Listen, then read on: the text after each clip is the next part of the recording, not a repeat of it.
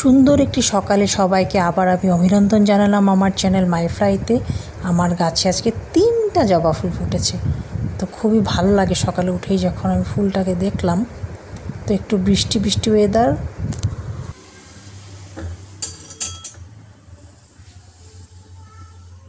তো ডালিয়ার রেসিপিটা আমি এখানে দেখাচ্ছি। প্রথমেই কড়াইটাকে গরম করে ডালিয়াটাকে ভালো করে ভেজে নিতে হবে। যখন ডালিয়া ভাজার একটা সুন্দর গন্ধ চলে আসবে তখন ডালিয়াটাকে আমরা নামিয়ে নেব। তো কীভাবে ভাজছি, কড়াইটা গরম করার পর কিন্তু আমি চুলাটা সিমে করে দিলাম, কারণ নইলে ডালিয়াটা পুড়ে যাবে। তো ভালো করে ডালিয়াটাকে ভাজা হয়ে যাওয়ার পর আমি খুব সামান্য পরিমাণে মুগ ডাল দিয়েছি, কারণ অতিরিক্ত মুগ ডাল বা সমপরিমাণে দিলে খেতে খুবই স্বাদ হয়, কিন্তু এটা অনেক সময় গ্যাসের প্রবলেম হয়। তো এখন আমার ডালিয়া ভাজা শেষ, এখন আমি মুগ ডালটাকেও ভেজে নিচ্ছি। ভেজে নেওয়ার পর আমি এখন এটাকে ভালো করে ধুয়ে নেব। ডালিয়া এবং মুগ ডাল দুটোকে একসাথে করে ভালো করে ধুয়ে নেব, কারণ এখানে আমি কালকে রাত্রি সব ধরনের সবজি, বাঁধাকপি, একটু মূলো, তারপরে মিষ্টি কুমড়া, গাজর যা যা ছিল সব কেটে রেখেছিলাম। আর এখানে আছে 5 ফোড়ন, ফোড়নে দেবো শুকনো লঙ্কা, 5 ফোড়ন, আদা কুচানো, তেজপাতা, এই কয়টা ফোড়নের মধ্যে দেব।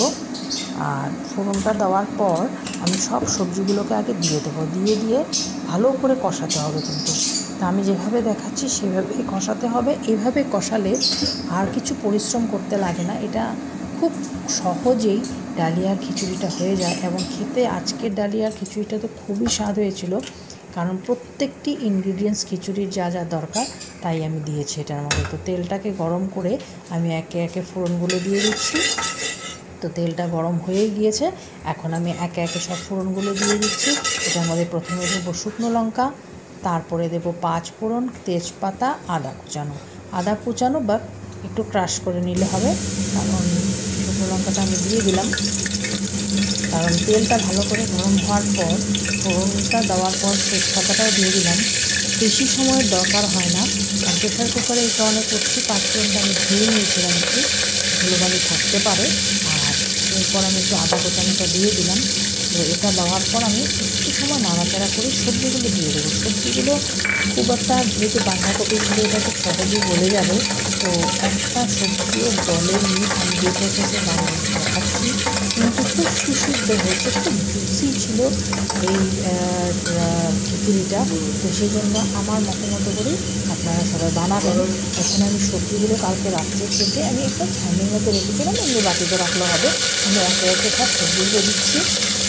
বাড়িতে যা সবজি ছিল, পেঁয়াজ রসুন ছাড়া যা সবজি ছিল সব কিছু দেওয়া যাবে, এটার মধ্যে কোনো বাধা নেই কোনো কিছুতে। কারণ এইভাবে সব সবজি দিয়ে করলে খেতেও খুব মুখরোচক হয় এবং পেটও খুব শান্ত হয়। তো আজকে দুপুরে যেমন আমাদের লাঞ্চ এটাই ছিল।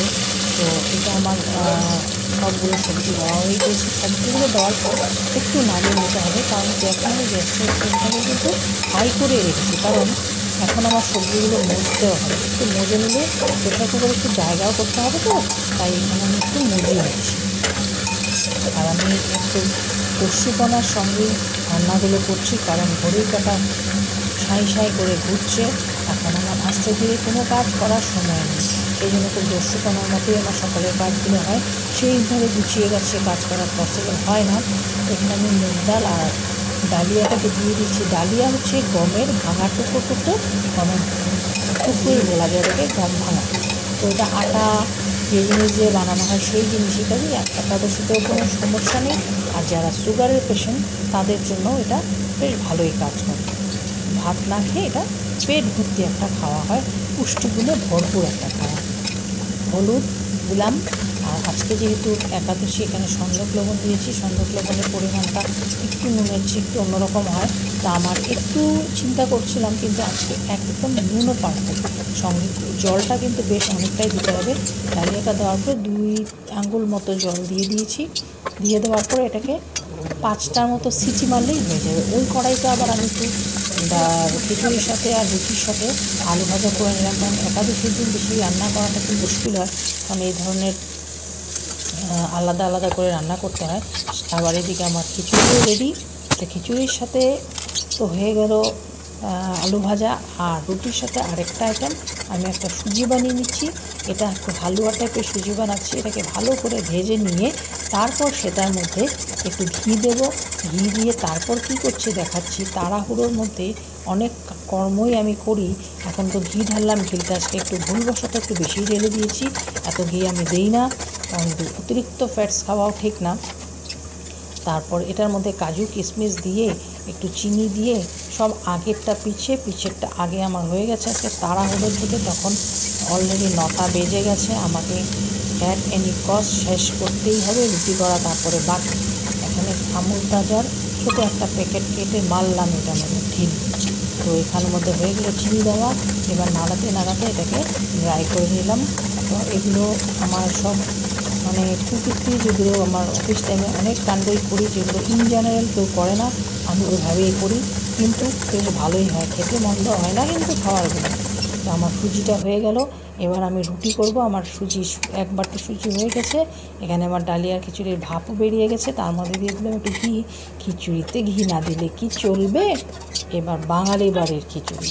তো এখানে হয়ে গেল আমার রুটিটাও হয়ে গেল। এখন আমি মোটামুটি আমার রুটি করা শেষ। তখন মোটামুটি 9:30 বেজে গেছে। এদিকে ঘড়ির কাঁটা সাঁই সাঁই সাঁই সাঁই ঘুরছে। এইদিকে আমার পতিদেব বেরিয়ে গেছেন স্নান করে। উনি বেরিয়ে গেলেই তো আমাকে হাঙ্গামা, তাড়াতাড়ি টিফিন দাও, টিফিন ফার্স্ট করতে বসলাম। আজকে একটা পেয়ারা খাবো। এখানের একটা সবজিওয়ালা কারো বাড়ির পেয়ারা, এটা খুব ভালো। গত বছর আমি কিনেছিলাম, তো কালকে আমি ভাগ্যক্রমে যাই, তো এই পেয়ারাটা আজকে খাচ্ছি। যেহেতু একাদশীর জন্য রুটি, সুজিটা তো বানানো দেখালাম, আর আলু ভাজা, আর আমার টিফিনের হচ্ছে লাঞ্চের হচ্ছে খিচুড়ি। রাত্রিবেলা আমি কিছু খেয়ে নেব। আজকে ডালিয়ার খিচুড়িটা খুব ভালো হয়েছে। আর রেসিপিটা সবাই দেখবেন তো বুঝতে পারবেন কীভাবে আমি বানিয়েছি। খুব সিম্পল কিন্তু খুব স্বাদ হয়েছে, কারণ আজকে অনেক ধরনের সবজি পড়েছে। ওয়েলকাম সবাইকে আমার চ্যানেলে। আমি সকালবেলা অল্প সময়ের জন্য একটু এসছিলাম।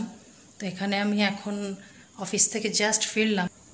তো গরম এখানে আবার পড়েছে। মাঝখানে কয়েকদিন বেশ আমরা একটু আরামে ছিলাম, গরম টরম ভুলে গেছিলাম, কিন্তু এখন আবার যেইকে সেই গরম।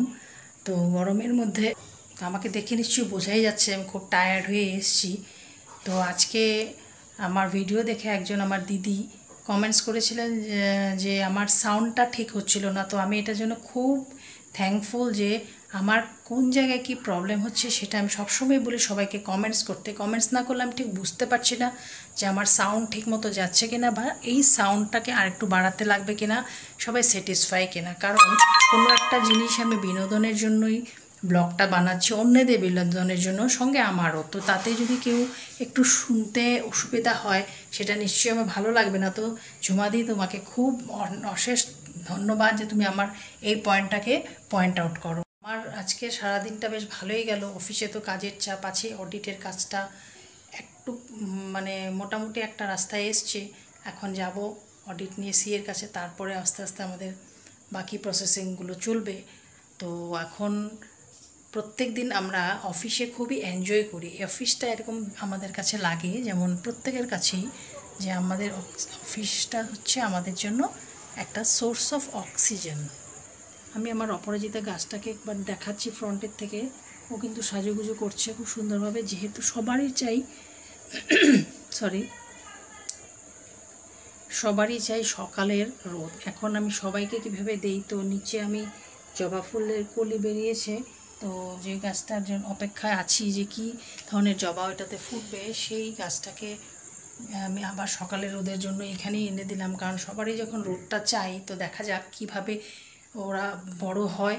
আর সবুজের সমাহারটাতে দেখতে ভালোই লাগে। তো আমি রাত্রিবেলা আবার কিছু বানাবো। তো নিত্য নতুন এই সপ্তাহে আর ঘুরতে যাওয়া হয়নি, সেজন্য কিছু দেখাইনি। আগামী সপ্তাহে নিশ্চয়ই একটা কিছু প্ল্যান আছে, কোথাও যাব। আর এখন আমি বাড়িতে এসে কিছু কিছু সময় কিছু আমাদের এখানে মানে জীবনের অভিজ্ঞতা হয় যে প্রত্যেকটি মানুষেরই নিজের একটা কিছু ব্যস্ততা থাকা দরকার, সেটা অফিসে হোক, ঘরে হোক, সব কিছুতে। এই যে আমরা যে অফিস থেকে আসি সারাদিনে কিন্তু খুব টায়ার্ড। আমার মুখটা দেখলে হয়তো সবাই বুঝতেই পারছো যে আমার অবস্থাটা এখন কি। সারাদিনের পর একটুকু সকাল থেকে উঠে একটুকু আমি রেস্ট নিইনি, কিন্তু রেস্ট না নেওয়া সত্ত্বেও আমি কিন্তু এখনও পুরো দমে উৎসাহে ভরপুর আছি। এখন আমি এসে আবার ভিডিও শ্যুট করছি, এখন আমি আবার চান করব, ঠাকুর ঘরের আমার সন্ধ্যাবাতি টাতি দেবো, দিয়ে আমার এখানে আমি দেখাচ্ছি এখানে কিছু কাপড়ও আমার রয়ে গেছে, এগুলো ভাঁজ করতে হবে। কারণ কাজ কিছু জমে যায়, যতই ওয়ার্কিং লেডিরা চেষ্টা করি আমরা কাজটাকে পুরো শেষ করতে, কিন্তু এক সময় আর সময় বা এনার্জিতে কুলোয় না। তো এসে আমি কিছু কিছু স্টেপ বাই স্টেপ করি, তো যতটুকু পারি ততটুকু আমি করি। তো এগুলো বাকি রয়েছে, ঘরটা যত সুন্দর থাকে ততই ভালো লাগে। তো এখানে এগুলো আমি মামির কাছ থেকে গল্পগুলো শুনি, যে রামকৃষ্ণ মিশনের দীক্ষিত উনি, যে ওখানে সবসময় বলে বাড়িঘর সবসময় সাজিয়ে রাখতে হয়। কারণটা কি, বাড়িঘর সাজানো থাকলে আমাদের পজিটিভ এনার্জি বাড়িতে ঢোকার চেষ্টা করে, যেটা ভালো বাতাস যাকে বলা হয়, সেই বাতাসটা যদি এসে বাড়িঘর অগুছালো যেখানে সেখানে জিনিস পড়ে আছে এরকমভাবে পায়, সেই বাতাসটা কিন্তু আবার ঘুরে চলে যায়। এই জিনিসগুলো আমাদের মাথায় রাখা উচিত। আর সময়ের কাজটা সময়ে করে নিলে কাজ এতটা জমে না। হ্যাঁ, একটু সময় হয়তো লেজার পিরিয়ডটা কম হয়, যেটা আমরা খুবই কম টাইমই লেজার পিরিয়ডটা কাটাই। তো আমি সারাদিনে আমার ব্যস্ততার মধ্যেই কাটে, কিন্তু খুব এনজয় করি। রোববার দিন একটা রোববার পাই, সেটা আমাদের কাছে খুব গুরুত্বপূর্ণ থাকে এবং সেটার মজাটাই আলাদা। শনিবার বিকাল থেকেই আমাদের খুব ফুর্তি লাগতে থাকে কালকের দিনটা কীভাবে কাটাবো। তো এক এক দিন এক এক রকমভাবে আমরা কাটাই। যদি কারো ভালো লেগে থাকে প্লিজ, আর সবাইকে বলছি কমেন্টস করতে। আজকে যেমন আমার এক দিদি আমাকে কমেন্টস করলো, তো সেরকমভাবে সবাইকেই বলছি কমেন্টস করতে। কমেন্টস করলে কি হয়, ভালোও লাগে, প্লাস নতুন যদি কেউ আমাকে দেখে থাকেন প্লিজ কমেন্টস করবেন। আমি কোনো এটাকে ইয়ে নেবো না, খুব ভালোই আনন্দিত হব, খুব ভালোই লাগবে আমার। আর এই কারণে আমি বলি কমেন্টস করতে। কমেন্টস করলে আর কি আরও কিছু দেখার থাকে। কেউ আজকে আমি একটা ডালিয়ার খিচুড়ি রান্না দেখিয়েছি, আজকে যেহেতু একাদশী সেই জন্য আমি ডালিয়ার খিচুড়ি রান্না করেছি। তো সেই ডালিয়ার খিচুড়ি কিভাবে রান্না করলাম পুরো প্রসেসটা আমি আজকে দেখিয়েছি। তো এই ইয়েটাতে যারা ডালিয়ার খিচুড়ি হয়তো অনেকে এই ধরনেরভাবে ডালিয়ার খিচুড়ি বানান না, তো আমার এক দিদি, সেই দিদি আমাকে বলেছিল যে ডালিয়াতে অনেকের গ্যাসের প্রবলেম হয় খিচুড়ি খেলে, তো এই প্রসেসে যদি ডালিয়া বানানো যায়। এখানে আমি কি করেছি, মুগ ডালের পরিমাণটা খুব কম দিয়েছি, দিয়ে আমি ডালিয়াটা বানিয়েছি। আর একটু সবজি আজকে একটু বেশি পড়েছে, একটু রীতিমতো তৈরি হয়ে আজকে ডালিয়ার খিচুড়িটা আমি বানিয়েছি। তো এরকম যদি ভাবে খাওয়া যায়, খুব তেল কম দিয়েই আমি রান্না করি, ঘি একটু দিয়েছি, খিচুড়ি বলে কথা, একটু ঘি না দিলে কি হয়। কিন্তু এইভাবে রান্না করে খেলে কিন্তু ডালিয়ার খিচুড়ি খেয়েও কোনো গ্যাসের প্রবলেম হবে না। তো সবার জন্যই এই ধরনের রেসিপিটা আমি আনছি। তো এই রেসিপিটা যদি ভালো লেগে থাকে সবাই প্লিজ প্লিজ প্লিজ আমাকে কমেন্টস করবে। আর ডালিয়া তো এমনিতেও খাওয়া যায়, ননভেজ ডালিয়াও শুনেছি খাওয়া যায়, চিকেন দিয়েও শুনেছি ডালিয়া খাওয়া যায়, একদিন ট্রাই করতে লাগবে। তো ছোট বাচ্চাকে খাওয়ানো আমি শুনেছি, তো হয়তো বা খারাপ লাগবে না। কারণ আমি অনেক বছর আগে, বিয়ের আগে একবার বাংলাদেশি খিচুড়ি বানিয়েছিলাম একটা ভিডিও দেখে, দুর্দান্ত হয়েছিল। ওরা অনেক কিছু দেয় এটাতে, মানে এখন ভুলেও গেছি, কিন্তু একবার রিকালেক্ট করার চেষ্টা করব। নিজের মাথায় আবার আসলে চিন্তা করে আমি একদিন বানাবো, সবাইকে আমি দেখাবো বানিয়ে, আর যাদের খাওয়াতে পারবো তাদের নিশ্চয়ই খাওয়াবো। তো আমি আজকে আর ফ্রন্টে আসছি না, আমি এখন ব্লগটাকে এভাবে শেষ করছি। তো রাত্রি রান্নাবাড়া যা যা আছে মাঝখানে মাঝখানে আমি দেখিয়ে দেবো। তো আজকের একাদশী রান্নাতে একটু তো অন্যরকম, কিন্তু কালকের জন্য একটু প্রিপারেশন আমাকে নিতে হবে, নইলে টাইম দিয়ে পারবো না। তো কালকে প্রিপারেশনটাও নেব, সেটাও আমি শেয়ার করব। এই বিস্কুটটার কথা কার কার মনে পড়ে, ছোটোবেলায় আমরা খেতাম, এটার একটা নাম কি, কুত্তার বিস্কুট। আমি আজকে সেইটা দিয়েই লাল চা খাচ্ছি। আরেকটা জিনিস দেখে আমার আজকে খুব ভালো লাগলো, জাস্ট আমি দেখলাম আমি 200 সাবস্ক্রাইবার আমি অ্যাচিভ করেছি। একটা একটা একটা একটা করে বাড়ছে, আমার ভীষণই মজা লাগছিল। তো আমি খালি অপেক্ষায় ছিলাম কখন এটা 1 থেকে 2 ডিজিটে যাবে। এই জাস্ট আমি দেখলাম। তো যে আমাকে 200-এ পৌঁছে দিয়েছে তাকে অশেষ ধন্যবাদ। তো আমার আরও ভিডিও আসছে, আমি নিশ্চয়ই আরও ভিডিও, ভালো ভালো ভিডিও শেয়ার করার চেষ্টা করব।